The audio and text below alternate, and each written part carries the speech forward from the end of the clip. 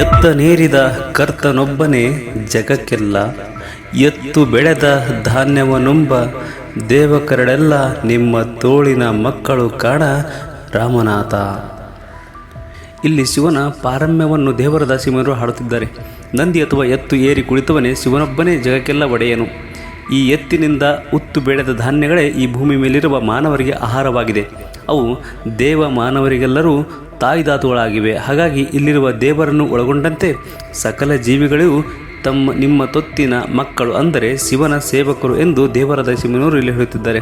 ಇದು ಈ ವಚನದ ತಾತ್ಪರ್ಯವಾಗಿದೆ. ಅಂದರೆ ಇಲ್ಲಿ ಶಿವನನ್ನು ಎತ್ತನ್ನು ಏರಿ ಉತ್ತು ಬಿತ್ತಿ ಜಗಕ್ಕೆಲ್ಲ ಅನ್ನ ನೀಡುವ ರೈತನಾಗಿ ಭಾವಿಸಲಾಗಿದೆ ಎಂದು ದೇವರ ದಾಸಿಮನವರು ಇಲ್ಲಿ ಹೇಳುತ್ತಿದ್ದಾರೆ. ಎತ್ತು ನಿಮ್ಮ ದಾನ, ಜೀವ ನಿಮ್ಮ ದಾನ, ಕಾಯ ಜೀವ ಉಳಲಿಯೇ ನಿಮ್ಮ ಪೂಜಿಸದ ನಾಯಿಗಳ ನೇನೆಂಬೆ ಹೇಳ ರಾಮನಾಥ. ಇದು ಕೂಡ ಹಿಂದಿನ ವಚನದ ಮುಂದುವರೆದ ಭಾಗವಾಗಿದೆ. ನೆಲವನ್ನು ಉಳುವ ಎತ್ತು ಶಿವನದು, ಆದ್ದರಿಂದ ಬೆಳೆಯುವ ಎಲ್ಲ ಜೀವವು ಶಿವನದು. ಅಂದರೆ ಇಲ್ಲಿ ಎಲ್ಲವೂ ಶಿವನು ಕೊಟ್ಟ ದಾನವೇ ಆಗಿದೆ.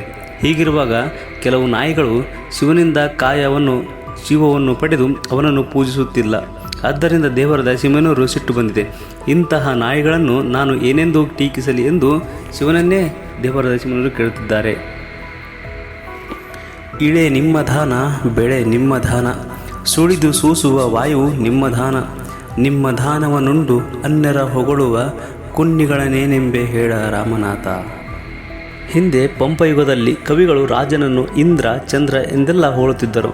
ಹಾಗೆ ಹೊಗಳಿ ಅವರಿಂದ ಬಿರುದು, ದಾನ, ದತ್ತಿಗಳನ್ನು ಪಡೆದು ಸುಖಜೀವನ ನಡೆಸುತ್ತಿದ್ದರು. ಹಾಗೆ ರಾಜನನ್ನು ಹೋಳುತ್ತಾ ವಿದ್ವಾಂಸರಿಗೆ ಮಾತ್ರ ಅರ್ಥ ಸಂಸ್ಕೃತ ಭೂವಿಷ್ಠವಾಗಿ ಕಾವ್ಯಗಳನ್ನು ಬರೆಯುತ್ತಿದ್ದ ಕವಿಗಳು.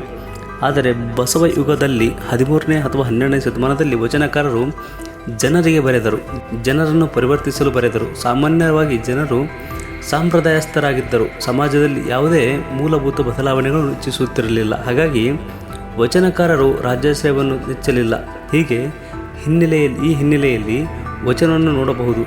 ಈ ಭೂಮಿ, ಇಲ್ಲಿನ ಬೆಳೆ, ಇಲ್ಲಿನ ಬೀಸುವ ಗಾಳಿ, ನೀರು ಎಲ್ಲವೂ ಭಗವಂತ ನೀಡುವ ದಾನ.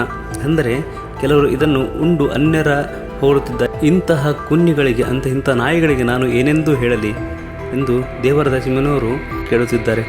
ಆ ಕಾಲದಲ್ಲಿ ಬಸವಣ್ಣನವರು ಹರಿಹರ, ರಾಘವಾಂಕ ಮುಂತಾದ ರಾಜಾಶ್ರಯವನ್ನು ವಿರೋಧವಾಗಿಸುವುದನ್ನು ನಾವು ಗುರುತಿಸಬಹುದು.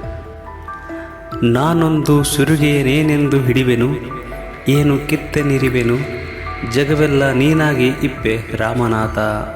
ಭೂಮಿಯ ಮೇಲೆ ಖಡ್ಗವನ್ನು ಹಿಡಿದು ಜನರು ತಮ್ಮಂತೆ ಇರುವ ಇತರ ಜೀವಿಗಳನ್ನು ಕೊಲ್ಲುತ್ತಿರುವುದು ನಾವೆಲ್ಲ ನೋಡುತ್ತಾ ಬಂದಿದ್ದೇವೆ. ಇದು ದೇವರ ದಾಸಿಮಯ್ಯನವರ ಘಾಸಿಗೊಳಿಸಿದೆ. ಇಲ್ಲಿ ಎಲ್ಲರೂ ಶಿವನ ಮಕ್ಕಳೇ, ಇಲ್ಲಿ ಎಲ್ಲೆಡೆ ಶಿವನೇ ತುಂಬಿದ್ದಾನೆ. ಹೀಗಿರುವಾಗ ನಾನು ಖಡ್ಗವನ್ನು ಏಕೆ ಹಿಡಿಯಲಿ, ಏಕೆ ಜನರನ್ನು ಇರಿಯಲಿ, ಏಕೆ ಇತರರನ್ನು ನಾಶ ಮಾಡಲಿ ಎಂದು ದೇವರ ದಾಸಿಮಯ್ಯನವರು ಇಲ್ಲಿ ಕೇಳುತ್ತಾರೆ. ಇಲ್ಲಿ ಎಲ್ಲವೂ ಶಿವಮಯವಾಗಿರುವಾಗ ಯಾರನ್ನು ಕೊಲ್ಲಬಾರದು. ದೇವರ ದಾಸಿಮಯ್ಯನವರ ವಿಶ್ವ ಸೌಹಾರ್ದತೆಯಲ್ಲಿ ಹಿಂಸಾ ವಿರೋಧಿ ನೀತಿಯನ್ನು ನಾವು ಇಲ್ಲಿ ಗುರುತಿಸಬಹುದು.